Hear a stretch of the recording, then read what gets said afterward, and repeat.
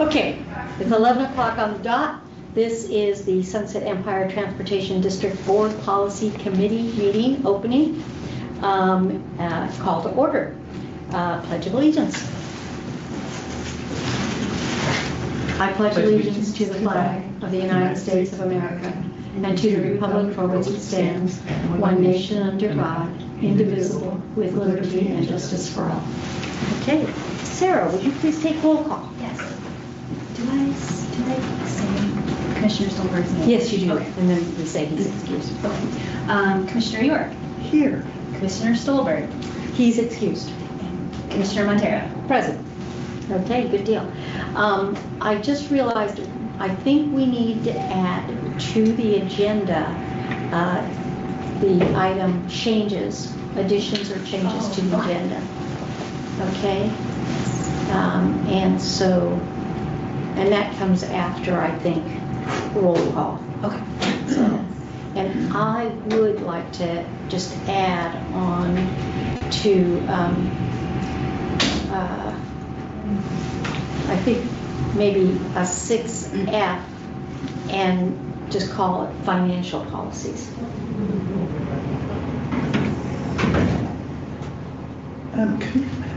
Could we have that be? Sure. I don't know how to say this, but I read through the forensic audits, and there were several policies that we were directed to add. So financial policies are some of them, but not all of them. So maybe that could be financial and other policies resulting from the audit, or let's just make it a G. Other policies mentioned in audit. How's that? or we could add it to C, but that would be fine. G, other policies. That works. Thanks. Okay, I know I didn't do something. Okay, do we have any public here? Any public comment? Sounds like it's a no, so. And so we have approval of the minutes. Go ahead. I move approval. Okay, and I will second it. Yeah. So, one of the things, those in favor? Aye. Aye. Opposed? Okay. One of the things I'm wondering about is, and this has never been formally addressed, I don't think, at the board level, but it would seem to me that the minutes of the different committees should probably be included in the board packets. So that, because I think the agenda says something about board reports. If it doesn't, it should. Or not board, committee reports, excuse me.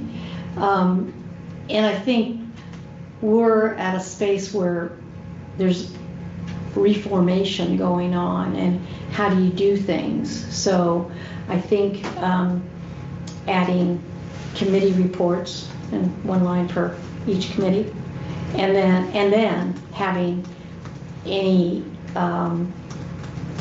I'm going to say approved minutes be part of the packet, of the board packet. I would make that suggestion. I think it's important that all the commissioners have easy access to the minutes. Yes. One issue is, do you want them to have it earlier so they may not be approved yet? The most current, if the most current is draft, that might be better information. I'm not sure. I can go either way. I don't know that. I think a draft set of minutes is part of a committee report. That makes sense. Yes. Yeah. So let's just say draft or approved since the last board meeting.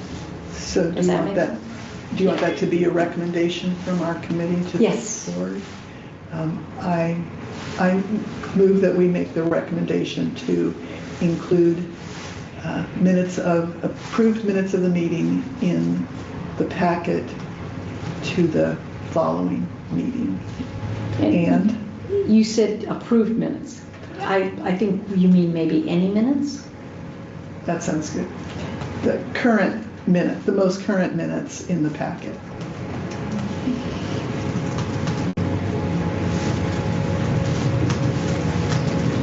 How about minutes of committee meetings that have occurred since the last board meeting? Friendly amendment? Yes. To change it to that? Okay, so I'll second. Can I accept the friendly amendment? Okay, yeah, because I think that gives the board an overview of ongoing work that's happening in the committee. And I would say it's not just the policy committee, it should be any committees. Right. Yeah. Right. So, and you know what? That can become a board policy that committees will provide. Good deal. All those in favor? Aye. Aye. Opposed? Okay, good deal. All right, so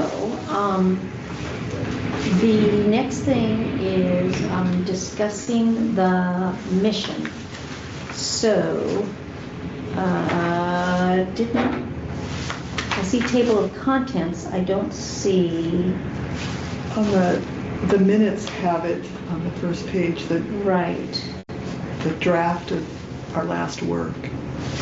We're looking at mission. So the mission that we said to develop, review, evaluate, and recommend policies that promote consistent, transparent, and effective governance for the SETD board's actions and processes, supporting effective oversight as well as optimal district operations. How do you like that? I would like to see one change, Sure. just because Okay. effective is there twice. Hmm. So I would suggest eliminating it from the first sentence so that it would say to develop, review, evaluate, and recommend policies that promote consistent and transparent governance for the da-da-da-da, and then the next sentence, and after the comma, it would stay supporting effective oversight. So the idea of effective governance is there. We're not eliminating a concept, just the redundant language. I can go with that. Okay. I don't think we need, so I need a motion then to adopt this as our mission. I have a feeling I'm going to be making some motions. Yes. I move that we adopt this as the committee's, as the mission statement as amended in our discussion. And I would second that. All those in favor? Aye. Aye.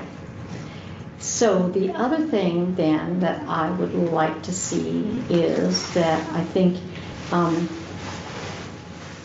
I would like to see the mission statement printed as part of the, I'm going to call it the heading of our minutes every time. I think that's So before the call to order, we just put mission. agenda. Did you mean agenda? Oh, agenda. Thank you. The agenda. Yes. So after, let's see. Do you want it before or after the agenda? Let's put. I think it should be above the word agenda. I agree with you. I agree with you. So we'll put the mission in there. Oh. Yay! And that's just consensus. We don't need to vote. No. I think we're okay. So, review board policy resources from SDAO. Okay, so we did get from their draft policy manual. On their website, you can go and get this. They have a table of contents. And then what we also saw was that Sarah provided us a much longer draft, and I didn't take the time to compare the two drafts.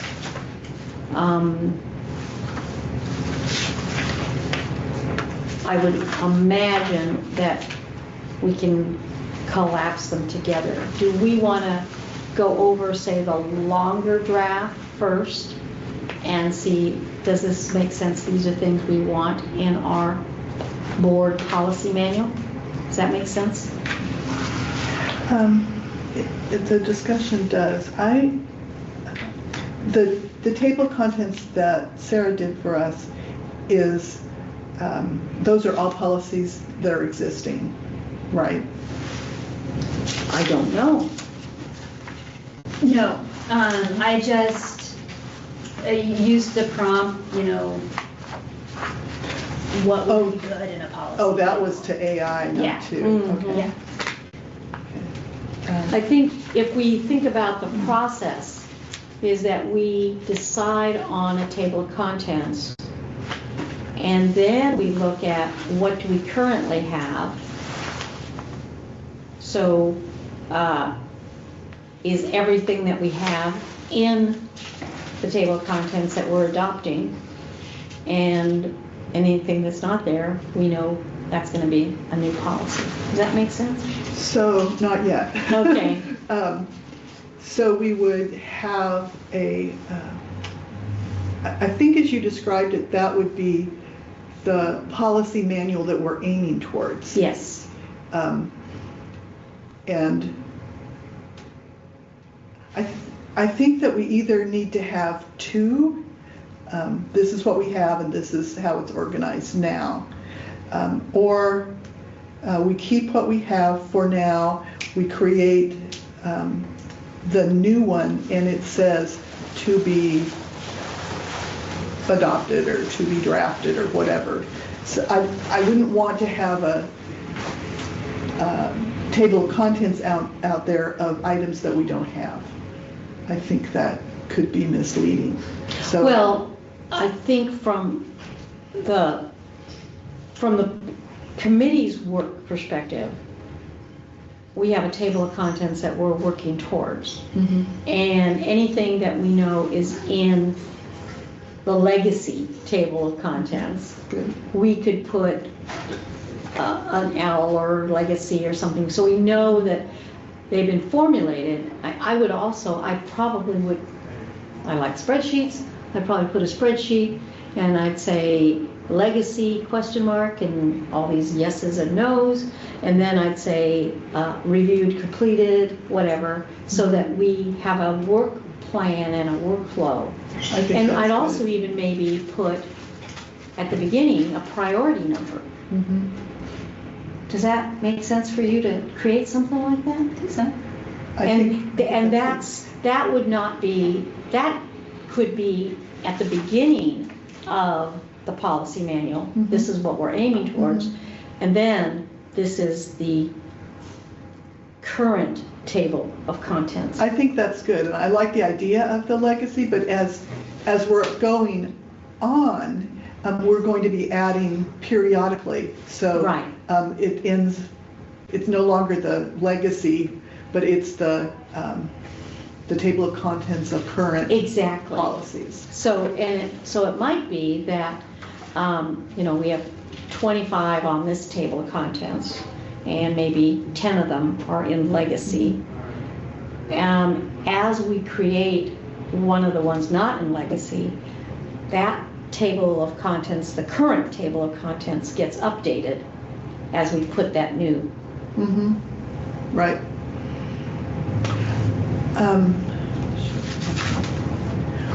So to me, one of the most important things is to say the groupings of the table of contents, so that if needed, what we include in the current one Mhm. is the policies as they are, but maybe grouped slightly differently. And then we're going to add, then we have the landing place for the new policies. Right.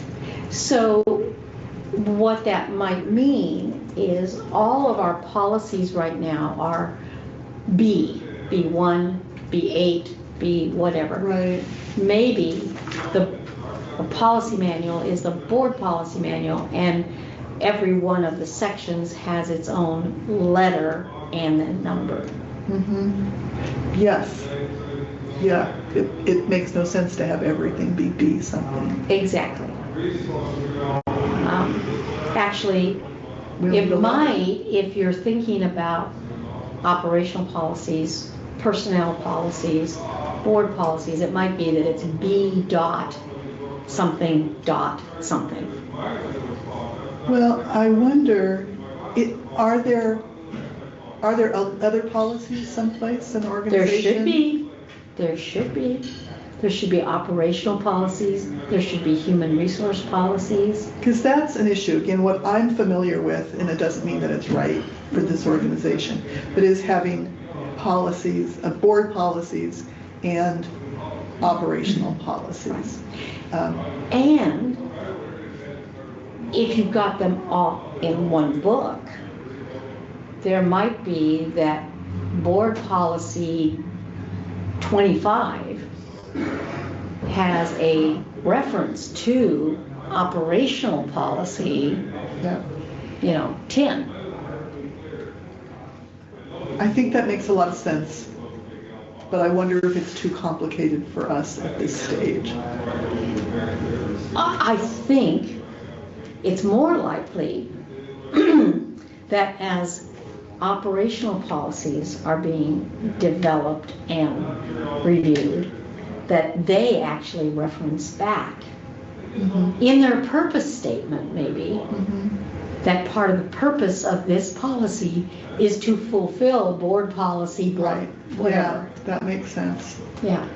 One of the things as I was reading the audits, and they said there should be a policy for this, there should be a policy for that, there isn't a policy for this. And so that was the question that popped in my mind. What policies did the auditors have access to? And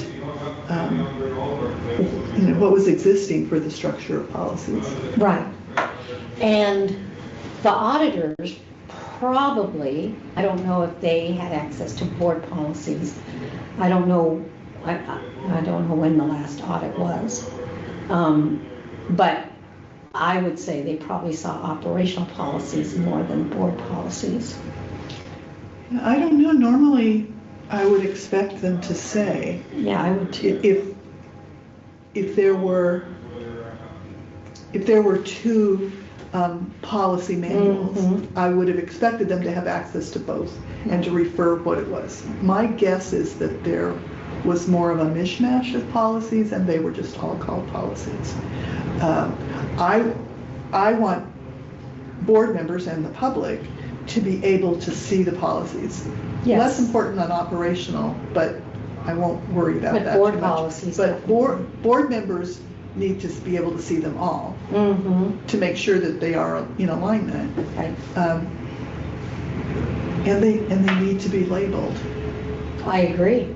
Because the board doesn't need to create operational policies. No, in fact, we don't have the authority. authority to. We need to know what it is, and we need to be able to see that, yes, it is in alignment with board policy blank, or it isn't. And theoretically, operational policies, as they're developed, they should be coming to the board before they're adopted. That's not what I'm used to. Okay. What I'm used to is that the chief executive does those, but that the board can see them to see that they are, and that they reference the board policy that they're based on. Yeah. Because the board policy is going to be more philosophical, and the operational policy is going to be more detail oriented for what staff How does. to do it. Yeah. Yeah. And I would say on the operational side, there's going to be maintenance policies, there's going to be human resource policies, there's going to be financial policies, but I also think that on the board side, there's going to be financial policies. And I would say that while we can start working on some of those, I would also like to have a financial committee that is working on them. Right. So I guess it sounds like we're saying that we should bite the bullet and establish the structure of board policies and operational policies, even though our attention is going to be on the board policies. Yes. But for example, when we look at the audit and what they recommended, there might be some things, well, my guess is that they're all on the board policy, that they're higher level, that they're recommending, but there could be something that is operational.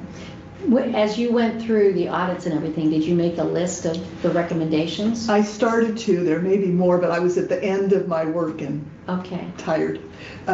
So the ones that I noted, travel policy, and that was referenced several times, the whistleblower policy, which is in one of the ones that whistleblower is a standard that we don't have to create. We don't have to recreate that wheel. An audit response policy, and then additional internal control policies, financial internal controls. So those were the ones that, oh, and a refusal to transport policy. There is such a thing on the doorway as you come in. I just noticed that I didn't stop to read it. And they believed that was not in compliance with civil rights. Interesting. So, that to me is an operational policy as opposed to... If it's based in civil rights, there probably needs to be one at the board level, but the detail, there may be a more detailed one at the staff level. Right. That audit, those audit records, are those hard copy only, or do you have them in a digital file?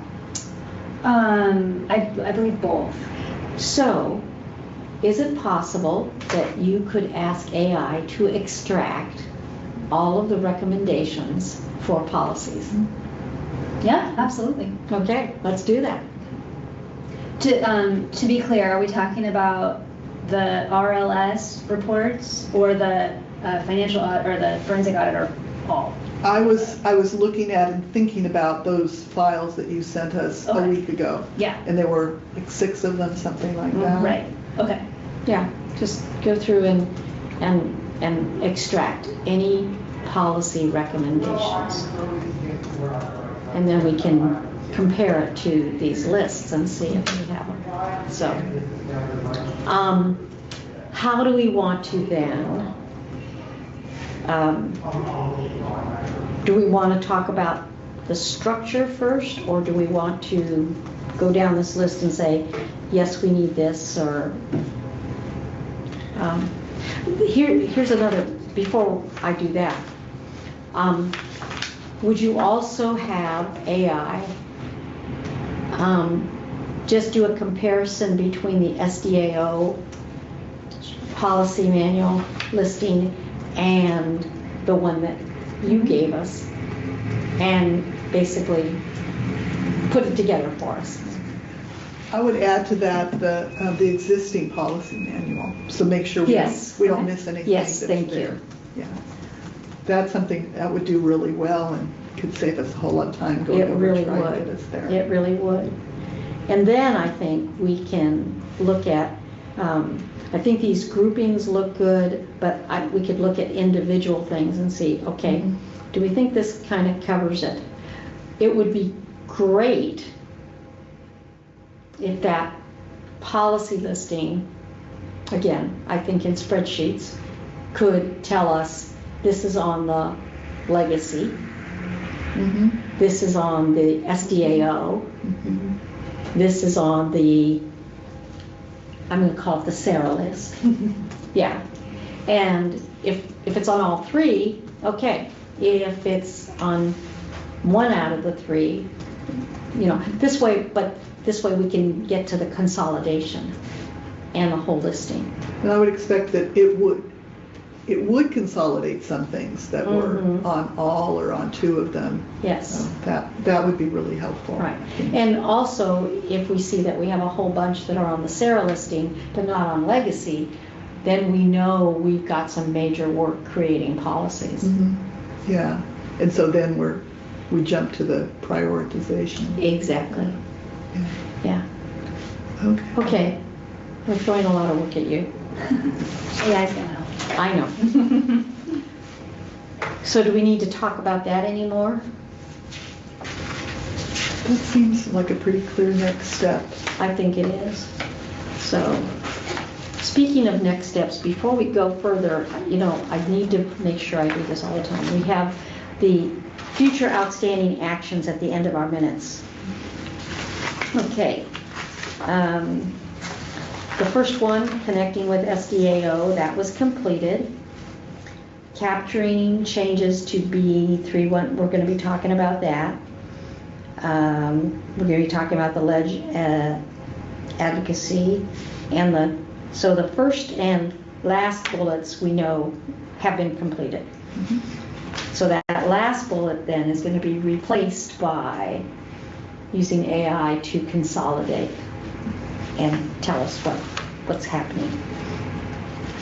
Okay, so next thing is review edits to board policy B312. And for now, let's continue to use those numbers, the legacy numbers, and eventually we'll do the renumbering, but right now it's called B312. And so the formatting that you did here works for me. The board adoption date, the chair signature, and we didn't know the date. And then I do think on that board review and update date for September 24th, you do have a chair signature. I think that was Debbie Booth Schmidt. Oh, yes. Yeah, sorry about that. And there's probably a date on there. So then, no revision, and, so under that last one, just so we don't forget, let's put a line that says date. Okay. Oh, okay. Okay. So then having the purpose text there. So what is the purpose of this policy? Well, this really supports the big mission of the policies in general.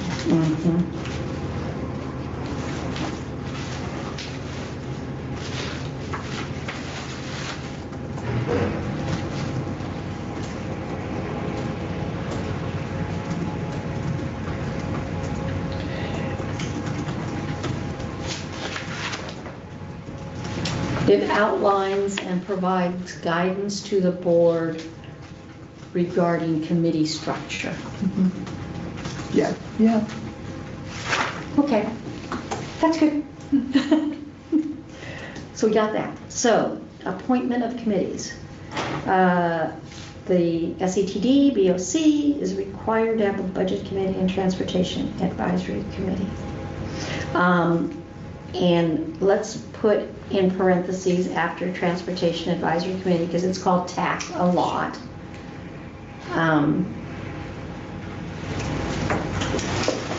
If we're going down this in order, I have a suggestion for budget committee. Okay. The last sentence, or second to last sentence, is members are appointed by the Board of Commissioners, but their lay members are appointed. Okay, so can we stay with appointment of committees first? Oh, yeah. Yeah, Sorry. okay. I think we should switch those and say the BOC may appoint committees to advise the board regarding the district business as delegated by the BOC. Then B is that we're required to have the budget committee. So first of all, we give ourselves permission and then we say what we have to do. Okay.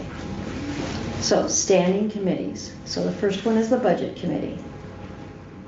The 14, is that where you were talking? Yeah. convenes Yeah. on an annual basis to review and approve recommendations. We don't approve, we make recommendations. And make recommendations to the board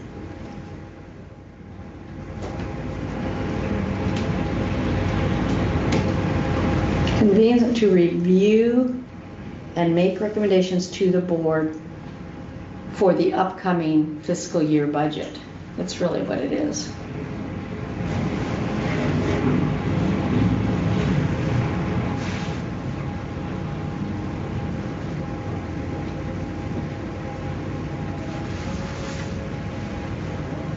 Members are appointed lay members. You're absolutely right.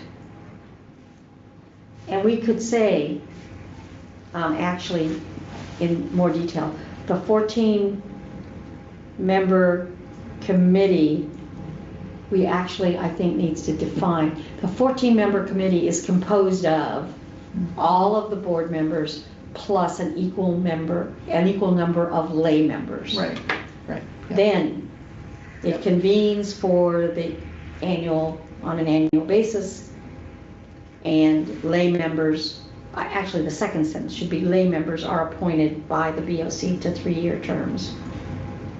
And the terms are staggered.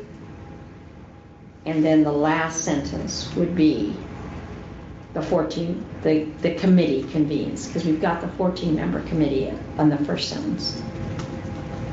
Does that make sense enough? I think so.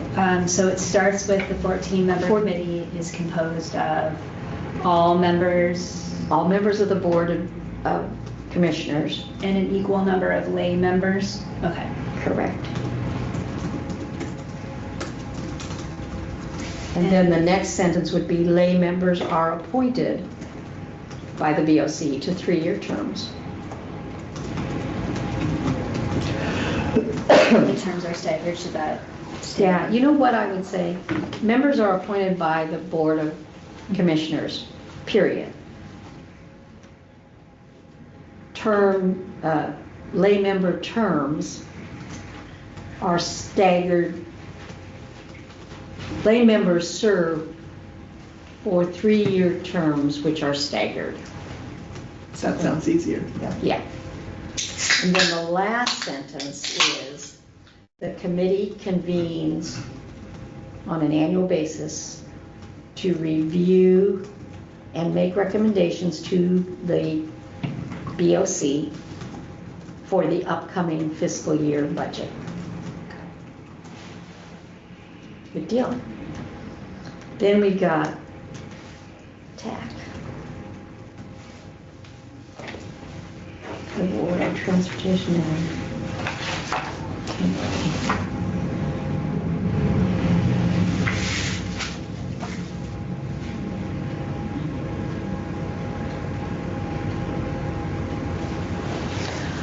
okay, I would start off with the TAC is required by ORS, blah, blah, blah, blah,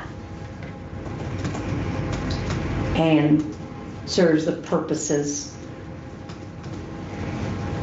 that are in that ORS. And also that the composition is dictated by that ORS. So it's a 5-member. And I would say, because historically the ORS requires 5, and historically, for some reason, they decided here to have 9, I would say we still leave that as an opportunity to add more people if we want. Because the state requirement is a minimum. Mm-hmm. It isn't a max. So Right. I think that this should reflect that. Right. So it's a minimum of 5 members. The BOC may appoint an additional 4 at its discretion, up to 4 additional members at its discretion. Yeah, that's good. So, the other thing is you've got the phrase, or the sentence, committee members must apply for a position that is submitted to the board. You know, board committee members have, in the future, have to apply as well. So we might actually have something that gets before what the committees are. Actually, on the appointment of committees, we could have a C that says that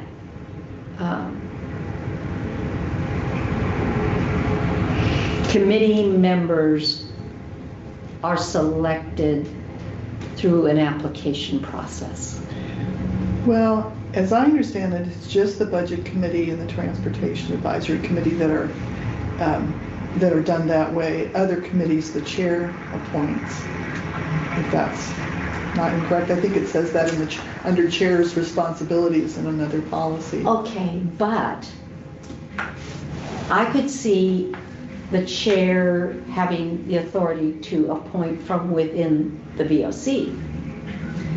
But I would really want the BOC to have a voice in any non-BOC members on a committee.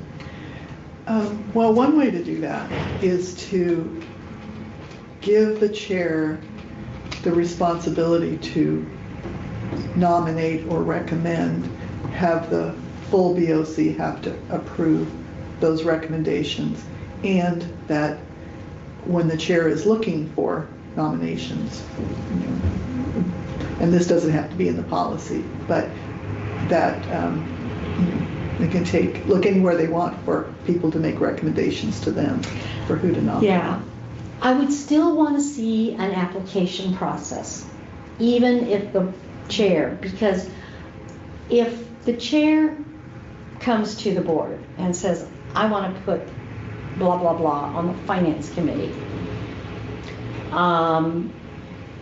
what do I, as a commissioner, have to tell me what this person's expertise is, as opposed to this person just being a friend of the chair? Well, I think you're right that there's real value to have a resume or an application someplace so that that's easier to see. So we could have a generic statement in area 1, number C, that all community, we call them lay members. Well, either way. All lay members appointed to any committees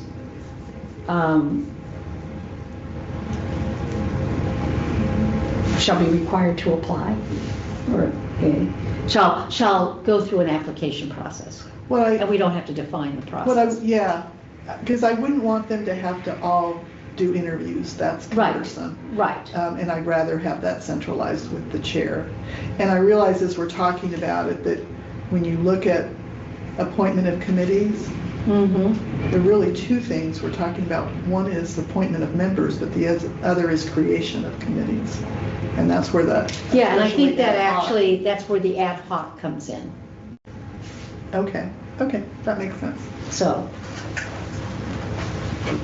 let's add a C then, that lay members seeking appointment to a committee will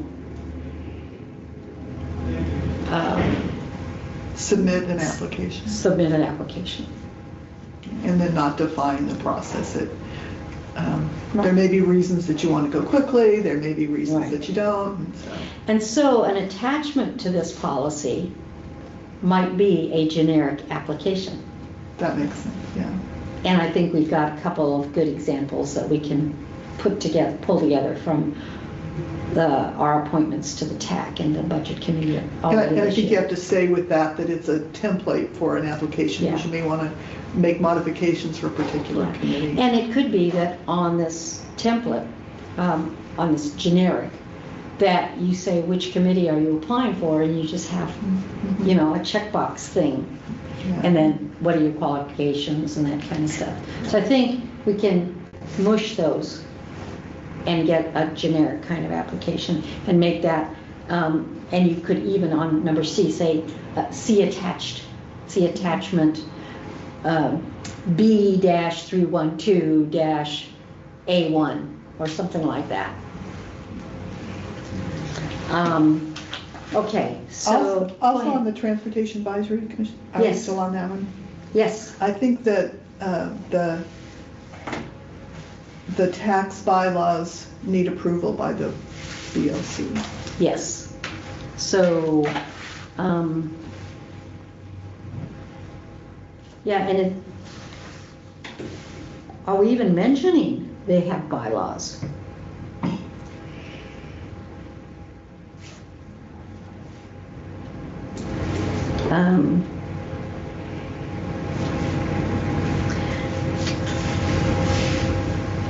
Maybe does each committee need bylaws, or does each committee need a purpose statement? They need a purpose statement. Yeah. Yeah. So maybe under standing committees, before we say the following are standing committees, what we say is all committees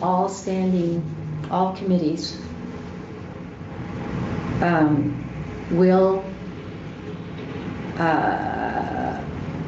create a mission statement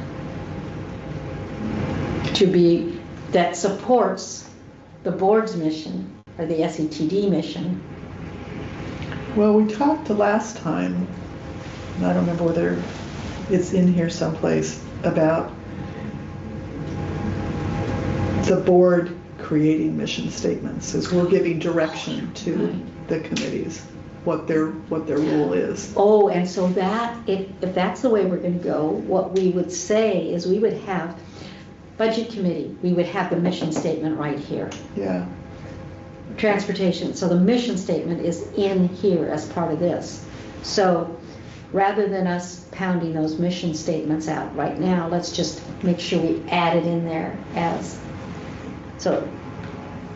We also said at the same time that we would have in each one of the standing committees who the staff was. And it could certainly read like it does under the Executive Director Evaluation Committee, the HR Director or another designee selected by the board. Right. So does that... So we were going to do that that for each committee, each of the standing committees. Right. Yeah. Okay, so staffing. Now, we don't decide who the staffer is. That's an operational thing. So I think what we can say is that every committee is staffed by district staff, because we can't choose that person. I understand that a bit. We could approve it. The executive director assigns it, but it comes to us, recommends, and we approve. I like that. Okay. Yeah. So every committee, let's see, the executive director will recommend staffing for each committee to be approved by the BOC. And I'm thinking now that we need to go back to what we had earlier, which was directly under policy, that number one would be some general information about committees. Yes. Yes. And that's where the appointment of staff, mission statements, those kinds of things. It would be that each one has a mission statement, but I think putting the exact mission statement under. Yes. Yes. Yeah. So did you get that, Sarah? How we're that's under appointment of committees? No, that's on, you got purpose and then you have policy. Okay. So this would be policies that apply to all the committees. So one of the policies would be that lay members go through an application process.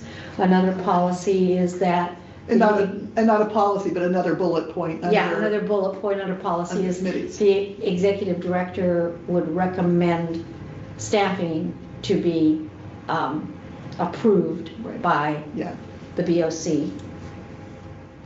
Yeah, those are the more generic things. You're absolutely right on that. And we kind of eliminated that before because there were a bunch of exceptions in it. Right. Which didn't make sense, and we wanted to go to more detail about the standing committees. But I can see now that there are some things that are pretty generic, and we might want to say something specific about them under that committee. Right. But the generic piece will be helpful, that this is, and we said in our mission, one of the reasons we're having policies is for consistency. Exactly. Yeah. Exactly.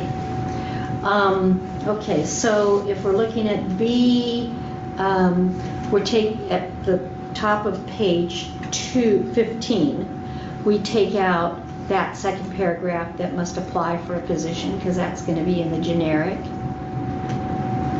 Oh, I see where you found it. It's governed by its own bylaws. Now, I can't remember if the state requires that it have bylaws, as opposed to any of these other committees having bylaws. I don't know. If it requires it, then we should do Okay. that, but we still need to approve it. So And it would be specifically under the TAC. But I and I kind of have get a feeling heartburn there might be required. But about a committee that's subsidiary to the board describing what they're going to do and how they're going to do it, Right. without at least coming back to the board for Right. approval. So I would add on these generic policies about committees. This is what Seaside's going through right now too, is that every committee would would appoint their own chair, Yes. and the chair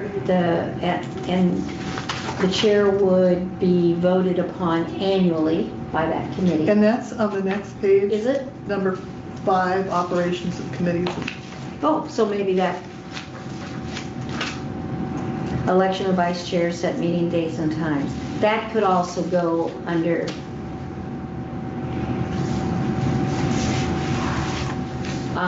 the policy at the very beginning, so that we don't have operations of committees. And let's get rid of that word subcommittees. So this can all go on the policy thing. And then the other one is what we just talked about, is that the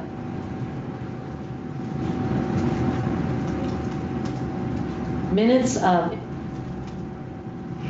committee meetings shall be provided, included in the monthly board BOC meeting packet. Yeah, that sounds right. Can I ask, would it be, are those minutes just for information? Like the board, Yes. the full board have to vote on them? No. You could at some point say the board, make a motion that the board accept the minutes. They don't have to approve them. They don't approve them, but they could accept.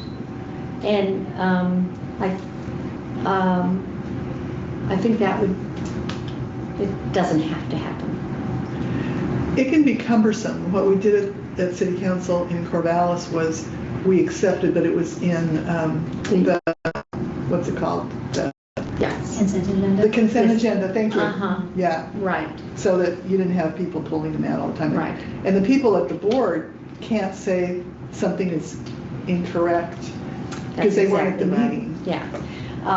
But it does give the board, members of the board, the opportunity to maybe ask a question, or where are you going with this? Or, did you think about this? Or whatever. So, I don't know that in this policy we would want to specify it goes into the consent agenda. Yeah, I don't think we leave that should up to the rewrite chair. Yes. Yeah. Yeah. Okay. Okay, so then we have the board policy committee. Consists of 3 BOC members appointed by the board chair with the concurrence from the BOC. Terms are 1 year.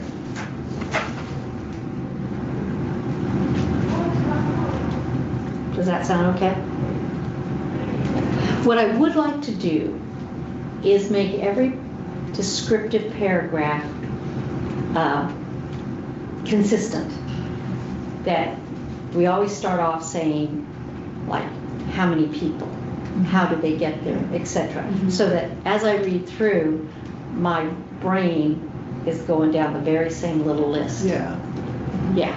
So there's just kind of a template for how you're going to do that. Exactly. Then Executive Director Evaluation Committee convenes on an annual basis. You know, we should say on an annual basis or as needed. Yeah. On at least an annual basis. Because when you get a new employee, Yes. Hopefully you do an earlier evaluation. Right. Yeah. So the purpose here is that an executive director gets at least an annual evaluation. They may get more than one, but at least. So convenes on at least. The board chair assigns members, again, with the concurrence from the BOC.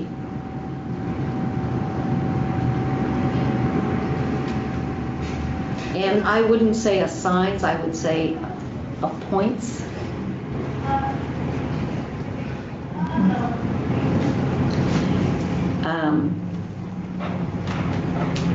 And I would make it a separate sentence. The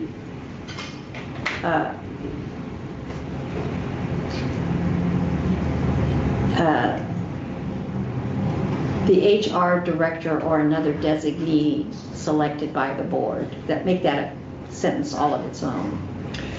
And some of this language may change based on that broader statement we're going to have about committees Right. at the beginning. Right. So I think we almost have to sort of see it. Yeah. And I would say rather than assist the committee, I would say staffs the committee. Now we can say in here on the HR, on the evaluation, who we would. I like that because I would like to see on the finance committee, the finance director or other designee. That's giving guidance to the executive director. Right. Yes. Right. So then finance committee, the BOC treasurer and one member of the public who may apply for the role, and one lay member. And since we've already said how lay members get to where they're going, we don't have to repeat that. See, we can pull out a lot of stuff we don't have to repeat.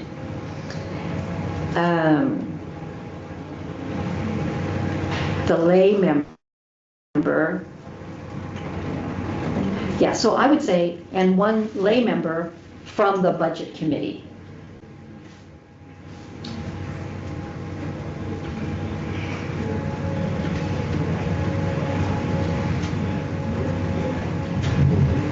And actually, when you go over here to the budget committee, we need to see one of those lay members also sits on the finance committee. We need to make that connection.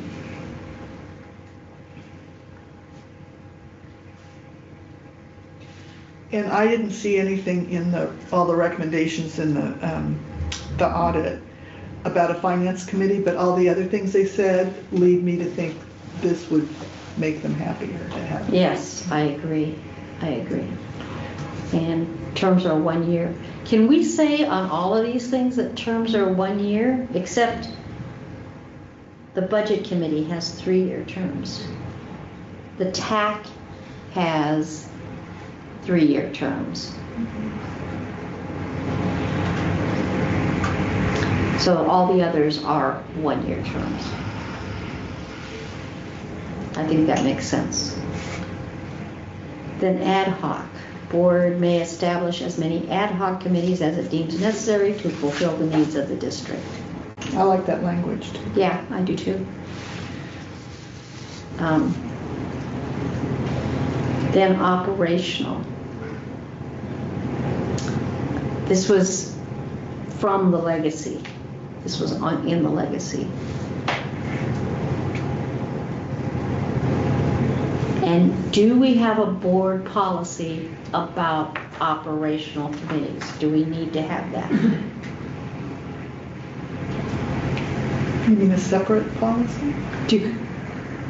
Do we as the board have the authority to say what can be done in operational committees? Well, I think that when we're describing all of the committees, the committee structure within the district, I think having a section on operational committees is important, but we have to be careful when we look at the language to make sure that it's not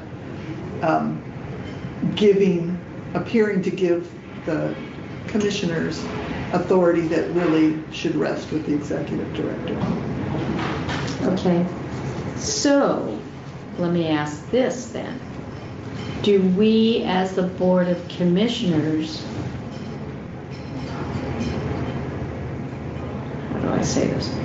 Should the executive director decide they want an operational committee on blah, blah, blah, should we say, and we know that there's no Board of Commissioners on it, it's operational, should we say that they're required to get approval from the BOC for either having the committee or or who the people are on the committee, what the work of the committee is, and can we require that the minutes of those committee meetings be provided to the BOC? So for me, the answer is no on all of those. I think there should be a lot of flexibility for the executive director. They should be able to put together a committee that is intended to only last for 2 months because they want technical advice on a particular issue. So I don't want them to slow that down. They don't have to submit minutes because these committees aren't bound by open meeting law, so they don't have to have minutes. It can be just an advisory group on a technical matter for the executive director, which I think is fine. So rather than calling them operational committees, might they be called work groups or advisory groups? Because they're advising the executive director, or they're advising maybe upper management staff. Well, I can see substituting something else for committee so that it's, but it's still a committee. If you're pulling it together and meeting a few times, to me, it's a work group. Because the work group this is what we're working on, or they're advising. Yeah, but the same could be said of an ad hoc committee. It can be short term. Oh yeah, I think ad hoc committees can be work groups as well. But if we kind of keep the word committee at the BOC level and work group at the operational level, maybe that helps understand, especially because at the operational level, everything is about the work.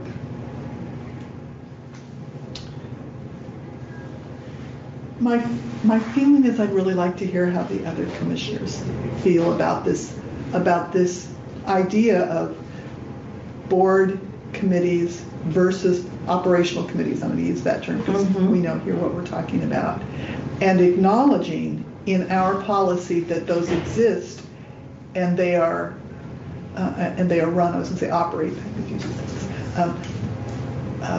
By the executive director, so that we know. If the commissioners agree with this, that those are not under our control and direction. And Oh, yeah. we're not, And- we're not and going I- to step in. I think that we can define committees are under our control and discretion, but work groups aren't. Then we need to go back and change the name of the policy, because if this is about committees, then I see what you're saying, yeah.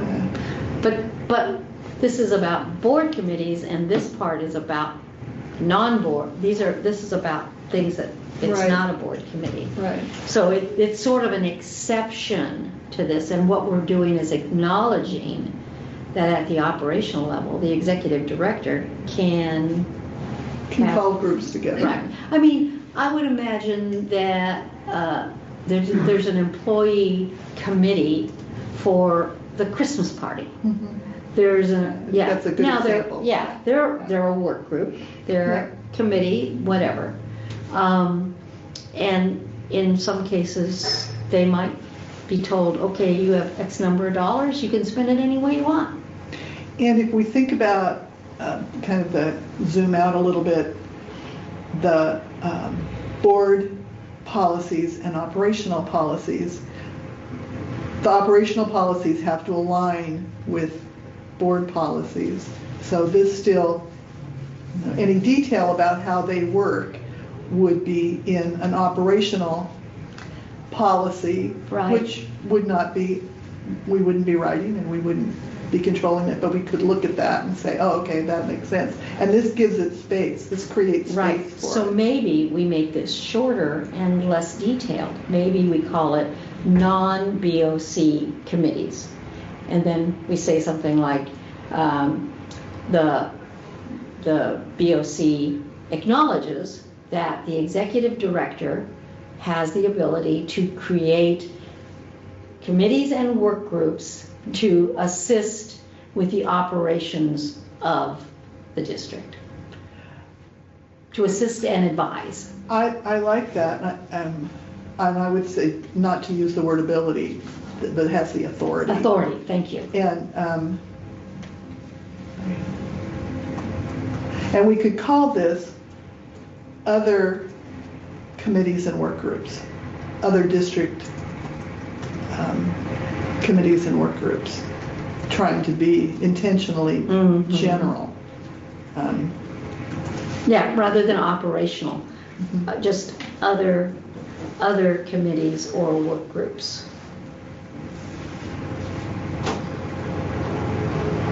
And then we just have to have like one bullet that the BOC recognizes that the executive director has the authority to, Acknowledges, you used that before, I like that. yeah, BOC acknowledges. Yeah. right. Did you get enough there to, I think so. Or too much. So basically, it's just going to be that bullet. it'll just be that bullet. Do we need to say they don't include members of the BOC? Probably.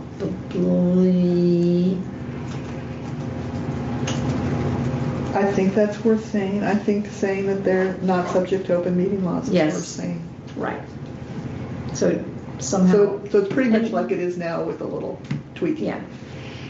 And I think it could be all in one paragraph. I don't think it has to be. Oh, good point. It doesn't have to be different bullet points. Right. So A, B, and D kind of Merge them merge together. Okay. And then we got 5 is going to be put into that generic, and that's 5A and B goes all into that policy. Okay. I think we're rocking and rolling. I think we are too. What are we doing? How late do we go? To 1. Okay. See, that's why we put the next number. Okay, so the next one is the ledge advocacy policy. And you were going to ask AI to do something here.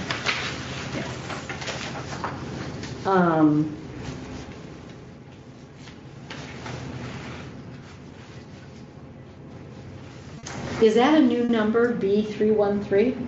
I think it was. Or did we have one in already? We didn't have it, but I thought I heard it as a possible number for it, so I Okay. just stuck it in there. Okay. Wasn't sure. So,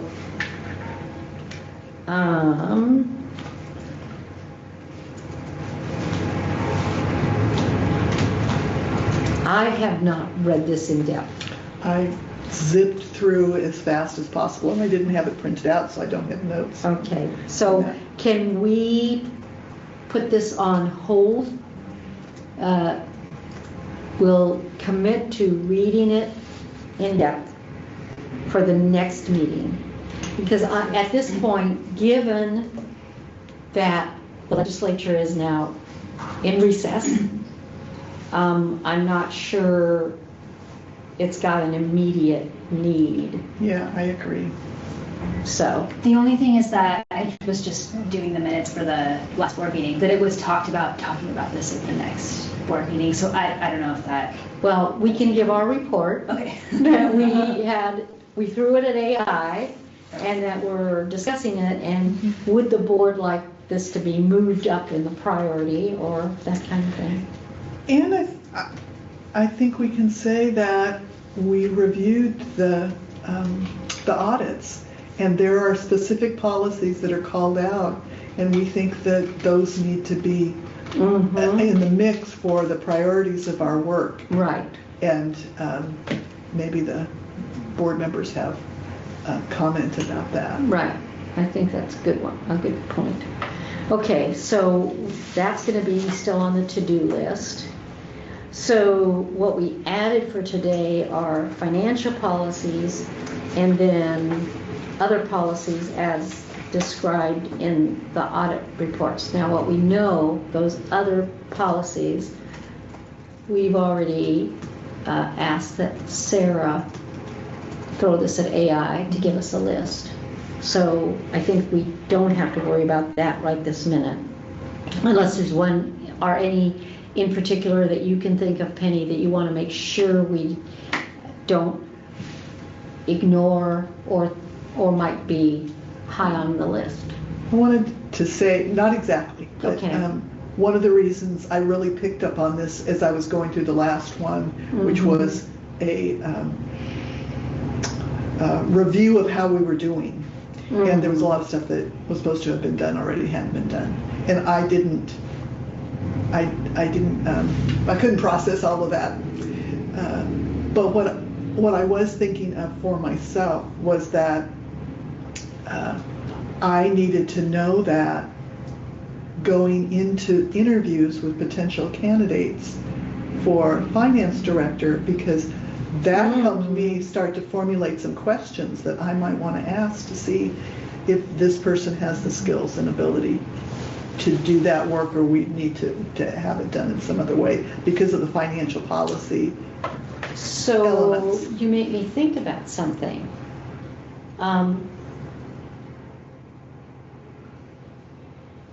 In the interview process for a new finance director, I'm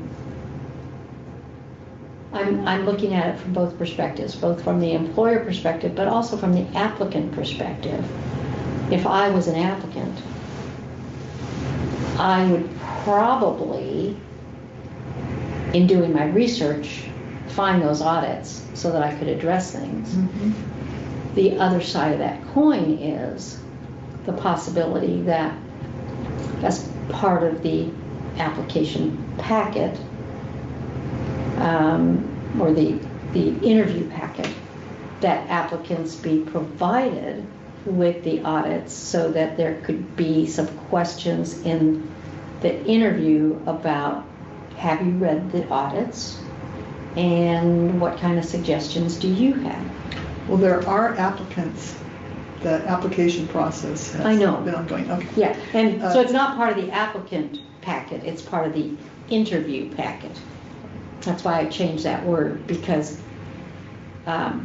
you can, when you notify somebody, well, we're going to interview you, you can provide them something.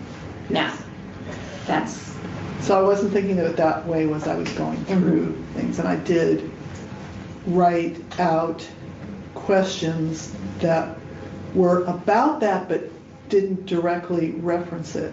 So we were directed to do such and such. Do you have experience with that, and can you talk about when you have done that? So it could be sending them that information. That would be a reasonable thing to do. We could send it, and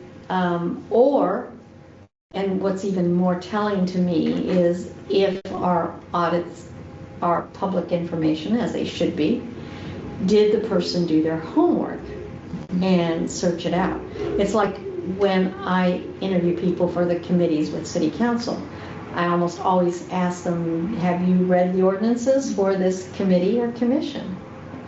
Or have you attended a meeting? I like to ask, what research did you do to prepare? Yes. It's David's call how to do that. Yes. But as the person representing the board, I think and trying to set up a time to talk a little bit preliminarily about that. I'll ask him if that makes sense to send out the audits or some portion of them. I don't know. Right. To the applicants. Yeah. Either send them out or make sure that some of the questions reference. Right. I'll make sure of that. I'm sure you will. That's on my list. Okay. But this is an extra step that I hadn't thought about until you brought that up. It would be nice. It's a fast turnaround for them, but it's not impossible. They have a weekend before the interviews. They're probably planning on doing some preparation. And the deadline for the applications is next week, isn't it? I think. I think there's 2 interviews scheduled for next week. Already? I think so. I think it was 2 weeks from when, and I'm speaking out of turn, that's just what I remember. I think it was 2 weeks from when the job was posted that they could start doing interviews. But again, I could be wrong about that. Yeah. So, okay. Well, I will talk to David about that today, and then I'll find out. Okay. If I may have misunderstood about when the interviews are scheduled. Okay. So that then pops us back to financial policies. Right. And what section of our book do we have current financial policies? 800. Yeah. Given what's going on right now, I think I've become even more aware that we need to review our financial policies and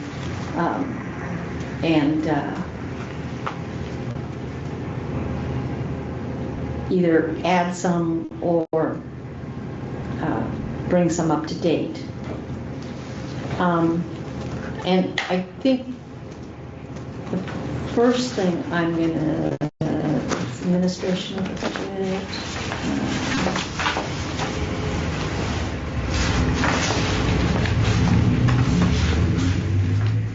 Yeah. So in this list, what we have, something just called finance and budget, then formulation of the budget committee, and we're going into budget, so maybe that's one we need to look at right now. Administration of the budget, depositories and disbursements of funds, and I think we probably need to look at that one. Purchase, sale, and lease of real property is not immediate. Executive director signing authority, I think, might be redundant to Which one is that? that's 815. It's one of the, not that specific policy, but one of the things that was called out in the audits was the executive director at that time was able to approve things, his own expenditures himself. Yeah. So we'd want to make sure that is cleaned up because that was called out. And one of the things we talked about at the last board meeting is that if you are an authorized signer, you should not have the authority to also move the money. Right. And that was cleared up with, to some degree, with naming you as as a signator, but No, she's not a signator. She's a money mover. Transfer. Yeah. She's a, okay. she has Okay. a transfer One of those authority. two roles, and so that those two roles are separate. Right, Okay. and I think my opinion is right now we need that policy Okay. very badly. Okay.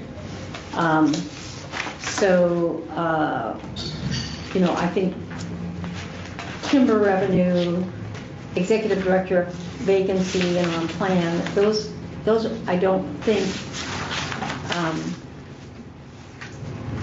I'm as concerned about right this minute. I'm more concerned with the moving and using of funds.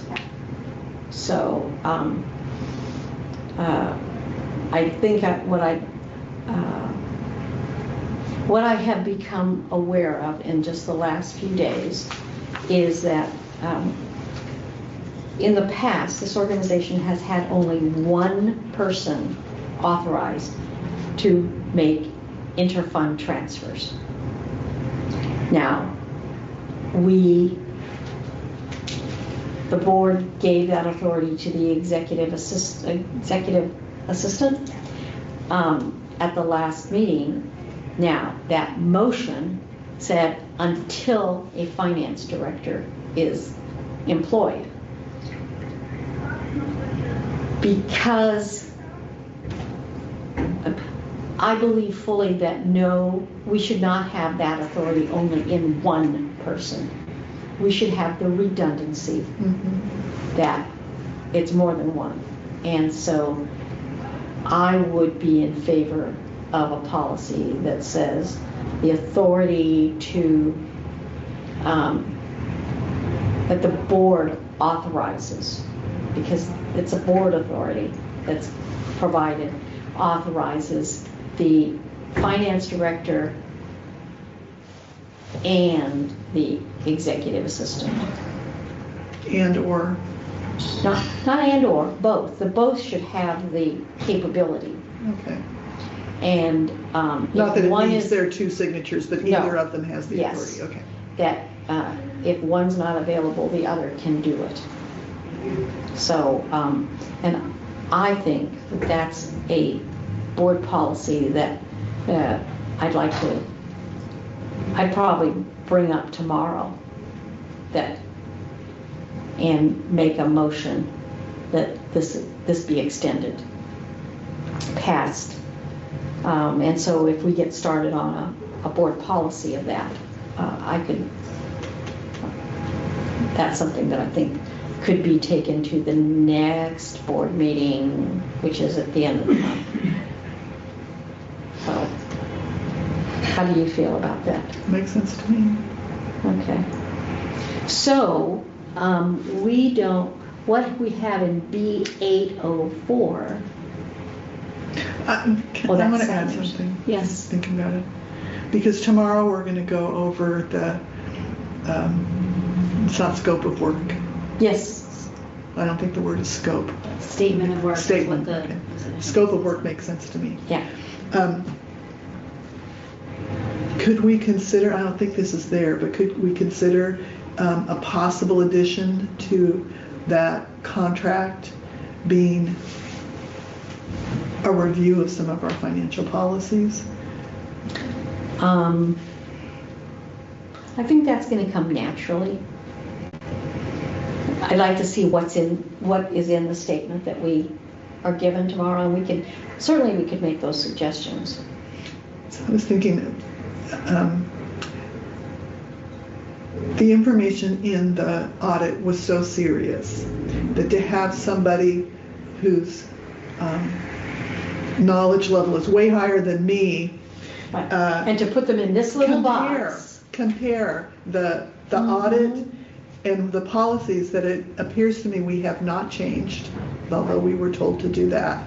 And so that we don't go any extra days waiting for somebody to come up to speed, and that if we put something like that, or at least discuss it at the meeting, as a possible kind of a rider on the contract, if they're willing, if, you know. Well, and I think a way to word that would be that we acknowledge that during the work as the budget officer and putting together the budget, this contractor is going to become knowledgeable with our systems and processes and practices, and that we would expect that there would be a report out to us at the end of their contracted time with recommendations. And I'd like to see language in there that refers to the audit, so that they're really saying, you know, that they're taking the hour to read that and say, oh, okay, I see a big gap here, and so I'm not going to write it for you, but I will recommend making sure that you include this, or these policies should be top priority. Well, and it seems to me that if somebody comes in as a contractor to be the budget officer, they are going to want to have as much knowledge under their hat as possible, and part of that is reading policies, reading procedures, reading the audit. So let's make sure we bring that up tomorrow. I think that point is well made. So in the meantime, I think that we could have a policy, which I don't have a number for yet.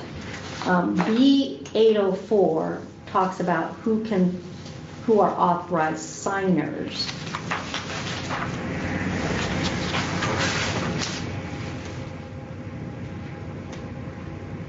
And I don't like item 3 in there, that it designates depositories, and funds shall be withdrawn only by those individuals authorized by the BOC to sign checks and make disbursements. I think that it doesn't make sense. We can redo BO 804 to only talk about who the check signers are. And then I think we need a B, maybe B804A, B804B. We're going to redo this numbering anyway. But then it's who are authorized to move money between our to make accounts. transfers. To transfer funds. And Pamela gets confused about transferring funds. A fund transfer in the budget is something completely different. This is actually moving the funds from one designated account to another designated account. So taking money out of our general fund and putting it into our payroll fund so we can write the payroll checks. And so we don't have a policy about that I've seen, and I think we need to have that. And you're talking about internal transfers. Internal transfers. Yeah. So that would be. Let's see. We've got. I hate that title. Depositories and disbursement of funds. It's not a depository. I would change 804 to be called disbursements of funds. Get rid of the depository. And it's not the board officers. The board officers, the executive director, and the chief operating officers shall be the authorized signers on district bank accounts. And I believe that's the current practice. It's the chair, vice chair, secretary, treasurer, the executive director, and Jennifer, Chief Operating Officer. So there's 5 people. So that can stay. All checks shall be signed by 2 authorized signers, with at least 1 signer being a board officer. That's the way we're doing it now. I think number 3 can go away.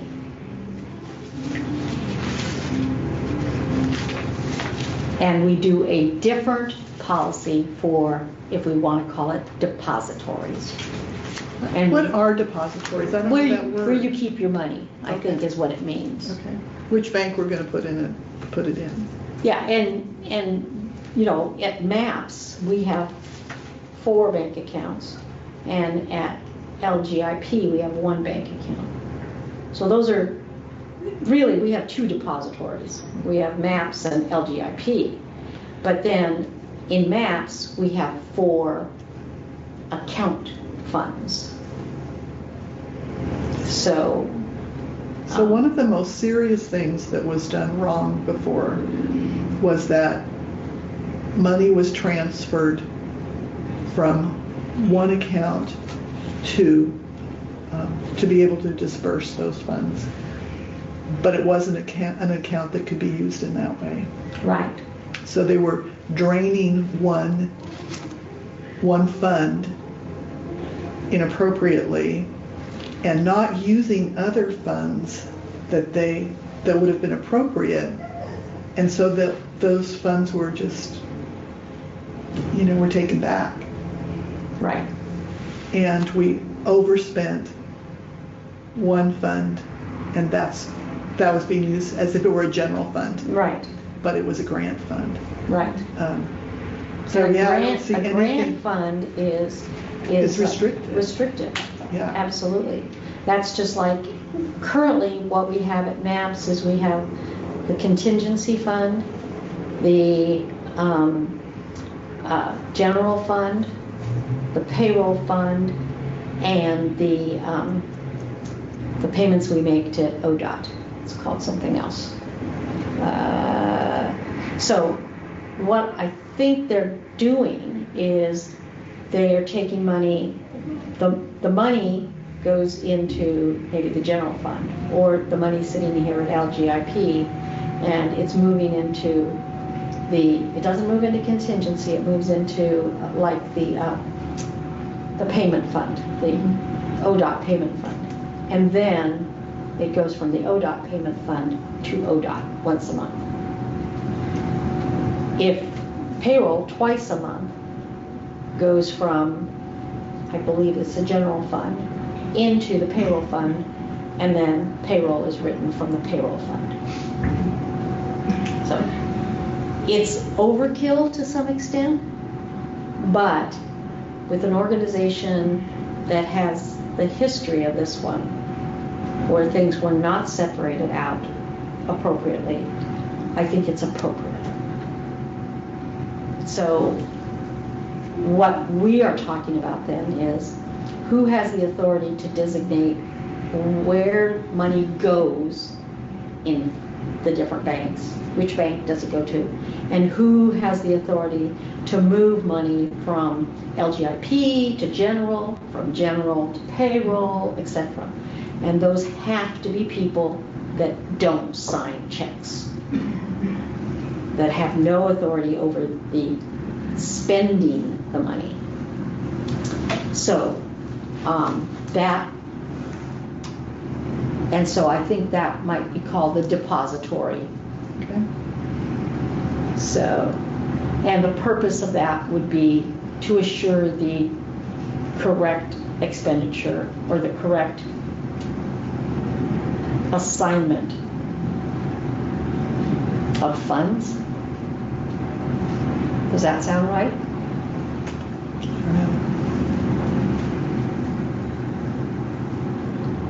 To assure separation of duties. I think that's really, and separation of funds. Separation So that duties. the restrictions on funds are followed and tracked. Restriction. They hadn't they hadn't used a coding system that was based in grant funds. So they couldn't easily track it and say, we're taking it out of the wrong place. So, purpose: to assure separation of duties. I'm doing bullet points. Restrictions: to assure restrictions on funds. To assure proper Tracking? proper tracking, and to also assure proper usage from each fund. Proper dispersing. Sounds good. Okay. And so then the policy is that the BOC authorizes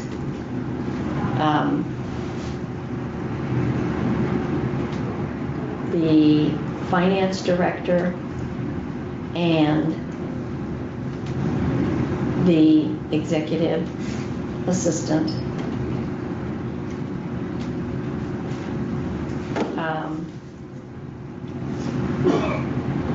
to effect transfers. So that means that the executive director is not authorized to sign for expenditures. No, the executive director is one of the signers on checks, Oh, but the executive maybe I didn't director hear you. can't move the The money. executive assistant is. The exec- okay. Yes, Okay. to effect transferring funds between accounts.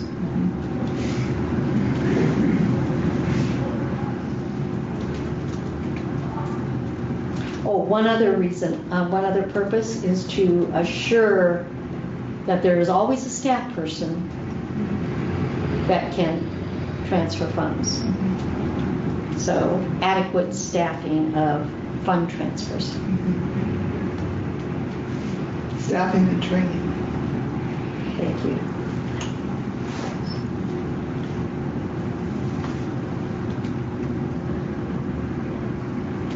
You know, I don't think we can put training in there because that's an operational thing, but we can assure the staffing. Sufficient trained staff. Thank you. Sufficient trained. Because we can say that the staff have to be trained before they're assigned something. Yeah, we can. We can't dictate the training.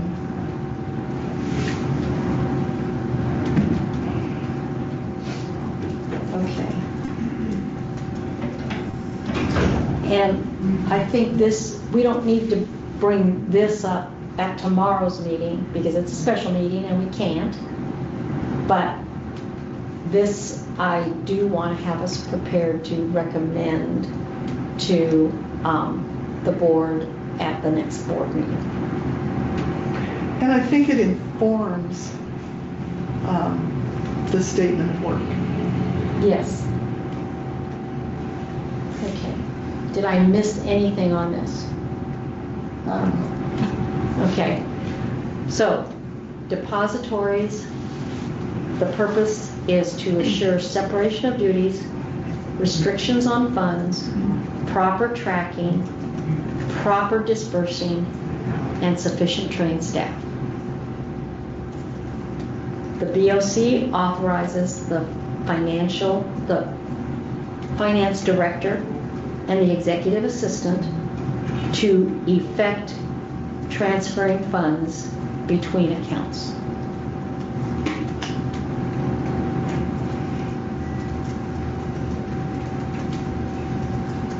Now, the only other thing that's in here, and maybe this would be number one, would be the board shall designate the depositories for the district. That means we designate who the banks are.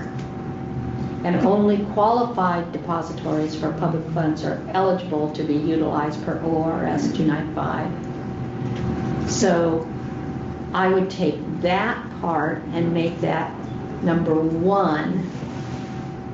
That's number one. And then number two is the authorization. And I will give you this. Oh, great, I was How's going to that? picture. That works. Okay. So we're actually doing two policies here. One is the authorized signatories, and the other is the Transfers. depositories. Okay, that makes me feel better. So, I'm still murky on some of that stuff, but I like the idea that they're in two different policies because it helps us separate those activities. right. So, and I think we can adopt policies by name and assign numbers later. I think you can give it a temporary number. A temporary number, thank you. So the temporary number for that will be B, let's say 821. I think that's, oh, wait a minute. Ooh, these aren't even, here's 813. Well, maybe it should be B804A and 804B. Yeah, let's make those the Then it temporary doesn't mess numbers. up the other numbers. Yeah, and it keeps them close together. Yeah. So, okay, we're doing good. And I have to leave on time because I have something else. Yes, I have an appointment too.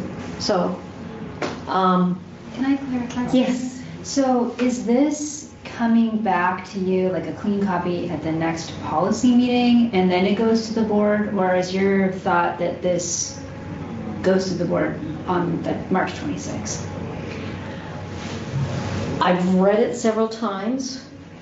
I would entertain a motion that we recommend these two policies at the board meeting on March 26th. I move that that after the executive assistant has drafted based on our discussion and it's been reviewed by the chair, that it moves forward to the board at our next meeting. I'll second that. Any discussion? All those in favor? Aye. Okay. Good deal. Yeah. I think the board will be happy to see our progress. We'll set a standard for We moving will. things forward. We will. Okay, and I think the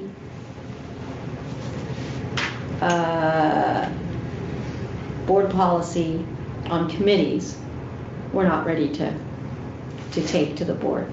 I think it'll have to be I think we in need to see it April. again. Yeah. It isn't urgent. No, it's not urgent. But it certainly sets direction, not just for us, but for the Yeah, board. yes. In terms of. And for where all we're the going. committees. Right. So, and on that B312 on the committees, if you can do a sort of a merge, draft and application kind of thing, Mhm. that would be really great. So you can see the changes, or you're just saying, well, Oh, and we we mentioned- application, I'm yeah. sorry, yes, yes. We mentioned the application, and if we Yes. can have that there, I think that would be really good. And I think it would be helpful when you do the committee report at the next regular meeting, that you say we're making some substantive suggestions in this draft policy, and you might say what a couple of those are so that actions move forward. You know, things are in motion, that folks know Right. that we're suggesting a finance committee and a couple things like that. Yeah, and they're going to see this in the minutes, that whole thing. And it's good to have the minutes, but they don't always read them, so just from That's true. experience. That's true. So something that you really want everybody to know, it's good to have it Mhm. part of your verbal report. Right. So, and this is policy too. I'm going to add something now. It's not continued business. Well, it's a sort of a policy, but kind of new. And that is, I'm not sure you're aware that we've had what's been called in the past a ticket bank, where we have provided bus tickets to nonprofits for free to give away. And that program kind of fell by the wayside. And while there's an operational side to it in terms of how does it work, I think there's also a board policy side to it as to why we would do it and how we would expect it to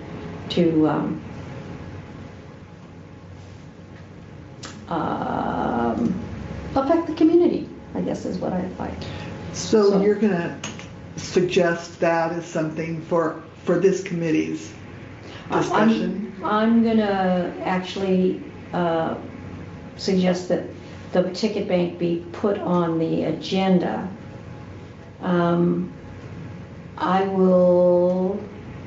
Sarah has sent me what has been sitting in the books for a while.